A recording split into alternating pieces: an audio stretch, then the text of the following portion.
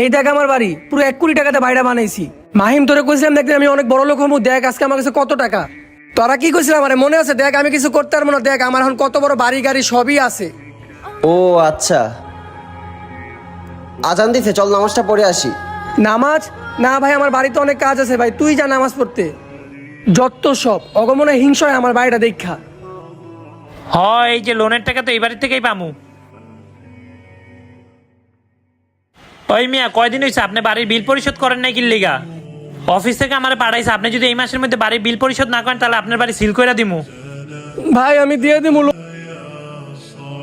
আরে কি ব্যাপার, ও আমার বন্ধুরে জ্বালাইতেছে কেন? লোন যখন দিতে পারবেন না, লোন নিয়ে বাড়ি বানাইছেন কি লিগা? আরে ভাই কি হয়েছে এখানে? আরে হুজুর, আপনি কিছু না, এই যে এই লোক বাড়ি বানাইছে, 50 লাখ টাকা লোন লইছে কিন্তু এখন লোন পরিশোধ করতেছে না। ও আচ্ছা, এই ব্যাপার।